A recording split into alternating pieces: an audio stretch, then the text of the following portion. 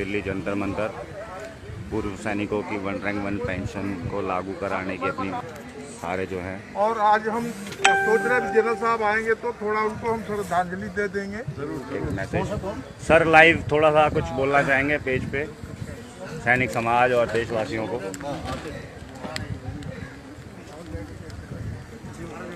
जंतर मंतर पर आए हुए हमारे सभी साथियों को बहुत बहुत नमस्कार। साथियों, आप सबको पता है कि आज हम कितने दिन हो गए? 2100 दिन हो गए। हमारे पूरे 2100 दिन इस जंतर मंतर के ऊपर पूरा हो चुके हैं आज के दिन। और 2100 दिनों से लगातार हम फौजियों की जो 1 रैंक 1 पेंशन है और भी कुछ उसकी एनॉमलीज है उसके लिए कोर्ट में भी गए हैं और सरकार से अपनी गुहार लगा रहे हैं। लेकिन सरकार जो है और खास करके हमारे प्रधानमंत्री जी हर बॉर्डर पर जाते हैं, हर जगह जाते हैं, बोलते हैं मेरी ही सरकार जो है 1 रैंक 1 पेंशन दे दिया है। जबकि हमारा 1 रैंक 1 पेंशन के मामले में इस सरकार ने कुछ भी नहीं किया है। 2012 में हमारी 3 बढ़ोतरी हुई थी और उन तीनों बढ़ोतरी में पिछली जो सरकार थी उसने हमें दिया और वो हमारी 1 रैंक 1 पेंशन नहीं थी, इंक्रीमेंट था, 1 टाइम इंक्रीमेंट था। लेकिन ये सरकार आने के बाद जो कि इसी वादे पर आई कि हम 1 रैंक 1 पेंशन देंगे और इन्होंने दिया नहीं, सिर्फ अपना प्रचार किया कि लाल किले पर प्रचार किया, बॉर्डरों पर जाकर प्रचार किया, जगह जगह प्रचार किया। तो आज 2100 दिन पूरा होने के ऊपर हम सब इकट्ठे हुए हैं। हमारा आंदोलन कभी खत्म नहीं हुआ, हम लगातार जो है इसमें लगे हुए हैं। हमारा जो है कोरोना की वजह से हमने सस्पेंड किया हुआ है, लेकिन हमारा आंदोलन जो है वो बंद नहीं है और तब तक बंद नहीं होगा जब तक कि जो भी सरकार आती है या ये जो सरकार है इससे हम 1 रैंक 1 पेंशन नहीं ले लेंगे। 1 रैंक 1 पेंशन के अलावा बहुत सारी चीजें हैं जो इस सरकार के आने के बाद फौजियों के साथ उनके मान सम्मान के लिए भी बहुत ही गलत हुआ। हमारी दिन पर दिन जो भी सरकारें आ रही हैं आज़ादी के बाद से लेकर आज तक फौजियों को के रिस्पेक्ट को डिटोरेट किया है, इनको डिग्रेड किया है, डाउनग्रेड किया है।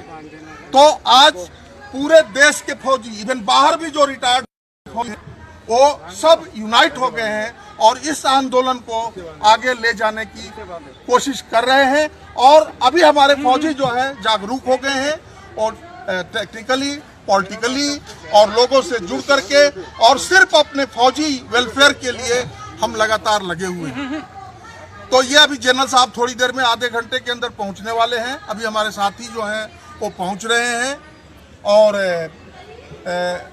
एक दुखद घटना, क्योंकि इस 2100 दिनों में हमारे बहुत सारे साथी जो जंतर मंतर पर लगातार आ रहे थे वो आज हमारे बीच नहीं है। अभी रिसेंटली हमारे एक बहुत ही एक्टिव कार्यकर्ता, आज उनको याद करके हम सब दुखी हैं। वो जो हमारी वीरांगनाएं हैं, जो फौजियों की जो विधवाएं हैं, उनके लिए बहुत जागरूक थे, उनके बच्चों के लिए बहुत जागरूक थे। लाखों रुपए का डोनेशन पिछले 12 सालों में उन्होंने जंतर मंतर पर किया और अपने बुढ़ापे के बावजूद भी, ओल्ड एज में होने के बावजूद भी हमेशा वो जो है हमारे साथ आते रहते थे। और उन्होंने, करीर साहब ने जाने से पहले भी हमारे टच में थे, पूछते रहते थे और वो कोरोना में बीमार हुए। इसके बाद उससे फिर रिकवर हो गए थे, लेकिन उसके बाद फिर उनको अचानक जो है इन्फेक्शन हो गया और पिछले महीने जो है वो हमारे बीच नहीं रहे। तो अभी जब जनरल साहब आएंगे तो हम सब मिल करके अपने जनरल साहब का जो है, जो गए हुए हमारे ग्रुप कैप्टन साहब हैं, उनके लिए हम थोड़ी देर के लिए, इसके पहले भी हमने उनको सम्मान व्यक्त किया फेसबुक पर, इधर उधर उनके घर भी गए थे, उनका हालचाल लिया। तो आमतौर पर हमारे जो भी साथी हमारे बीच से चले जाते हैं तो ये सरकार को सोचना चाहिए कि हमारे बीच में जो आज हैं, क्या पता इसमें से हम रहे न रहे, कल कोई रहेगा कि नहीं रहेगा। लेकिन वो फौजी जो आज बॉर्डर पर खड़े हैं, वो फौजी जो आज एक दो जगह ऐसी जगह पर जहां किसानों से संबंधित, मैं किसानों के बारे में नहीं बात कर रहा हूं, हम अपने फौजी भी किसान हैं, हम किसान भी हैं, तो हम लोग जो है लगातार 1 रैंक 1 पेंशन उनकी एनॉमलीज के लिए फौजियों को इकट्ठा किया है।